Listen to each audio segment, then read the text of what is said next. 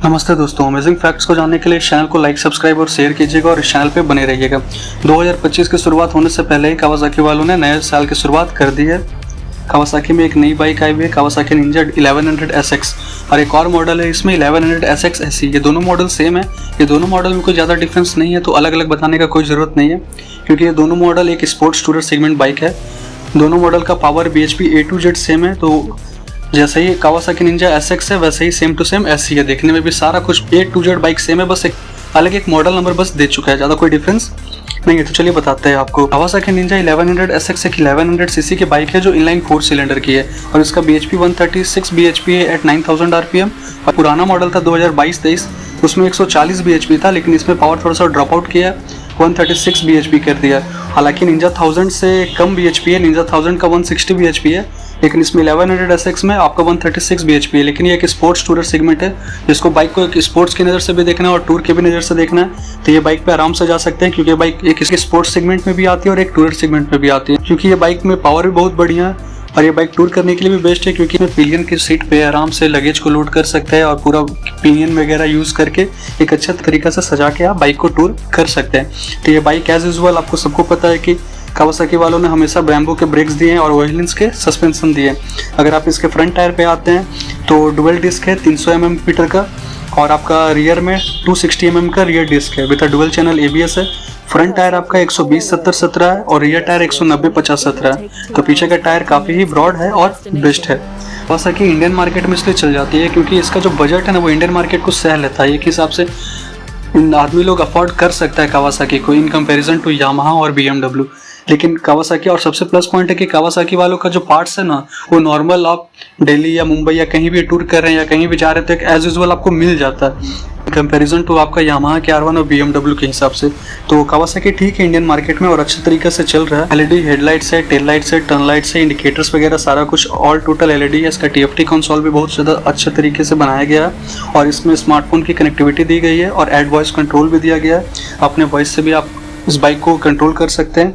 और कुछ और इम्पोर्टेंट फंक्शंस दिया हुआ है, जैसे कि आपका KCMF, मतलब KCMF बोले तो आपका कावासाकी कॉर्निंग मैनेजमेंट फंक्शन। जब आप बाइक को लीन करते हैं तो कौन से डिग्री में कितने डिग्री में लीन कर रहे हैं, जब आप बाइक को लीन करने के लिए एंट्री करते हैं और जब आप अपने बाइक को एग्जिट कर रहे हैं लीन करने टाइम, उस टाइम कितना ब्रेक प्रेशर दिए हैं, आप क्या किए हैं, टोटल पैरामीटर्स वो आपको टोटल शो करती है कि आप अपने लीन टाइम क्या आपका बाइक का पैरामीटर था, कितना आपने ब्रेक प्रेशर दबाया, क्या आपने किया, वो टोटल्स रिकॉर्ड आपका हो जाता है। फिर आपका दूसरा आता है KTRC, जो आपका कावासाकी ट्रैक्शन कंट्रोल है, उसमें व्हीली कंट्रोल भी आता है, उसमें स्लाइडिंग कंट्रोल भी आता है। फिर आपका एक KIBS है जो कावासाकी इंजन ब्रेक कंट्रोल है, वो भी है। अब बाइक का थोड़ा सा सीट हाइट देख लेते तो बाइक 835 mm की सीट हाइट है with a ground clearance 135 mm। तो एक टूरर सेगमेंट में ठीक है, लेकिन इसका जो कब वेट है वो थोड़ा सा ज़्यादा है, 234 kg का है। तो बाइक थोड़ा सा नहीं, मतलब बाइक एज यूजुअल थोड़ा हेवी है, क्योंकि पहले ही बोल चुका है कि एक स्पोर्ट्स सेगमेंट में है बट ये एक टूरर सेगमेंट में है। तो टूरर सेगमेंट में थोड़ा सा बाइक हेवी रहता ही है, क्योंकि पार्ट्स वगैरह थोड़ा ज़्यादा रहता है। और आगे से बाइक बहुत ज़्यादा सुंदर है लेकिन बल्कि है।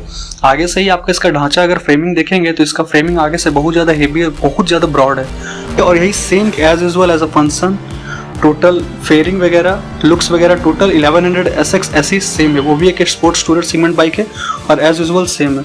तो कावासाकी वालों ने बहुत सारी बाइक अभी लॉन्च की है, उसमें से एक बाइक और लॉन्च किए हैं as a cult, ninja ZX 10R। तो 10R के बारे में नेक्स्ट वीडियो में बताएंगे। बहुत सारे बाइक के बारे में मैंने अभी बताया है पिछले वीडियो में। यामाहा R7, R3, तो ये दोनों लॉन्च हो चुके हैं, और आपका R9 भी लॉन्च हो चुका है। तो R9 के बारे में भी नेक्स्ट वीडियो में मैं बताऊंगा। कावासाकी इंडियन मार्केट में अच्छा बीट कर लेती है, क्योंकि कावासाकी एक अच्छा प्राइस रेंज में आती है। क्योंकि आप अगर आप देखिएगा तो कावासाकी Z900 एक अच्छा था, उसका जो सक्सीड किया हुआ था Z800, वो भी बाइक बहुत बेस्ट है। 650 उतना नहीं चला, लेकिन ठीक है दोनों। Z900 बहुत बेस्ट है, और ZX6R one of the best bike. ZX6R बहुत बेस्ट बाइक है।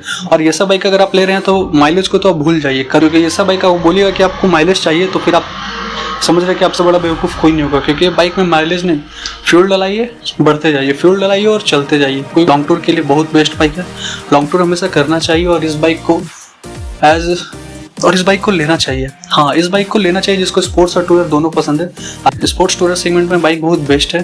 बाइक निकला है, इंडिया में भी आया हुआ है, उसका बाइक कुछ पार्ट्स इंडिया में बिके भी हैं, बहुत अच्छा टर्म पे बिके हैं, लेकिन उतना नहीं बिके क्योंकि ये सेगमेंट में फिर देखिए ये सेगमेंट में उतना कोई जा नहीं पाता है, क्योंकि ये सेगमेंट में फिर थोड़ा सा Z900 बिक जाता है, 6R बिक जाता है और फिर 10R बिक जाता है। निंजा 1000 भी उतना नहीं बिका।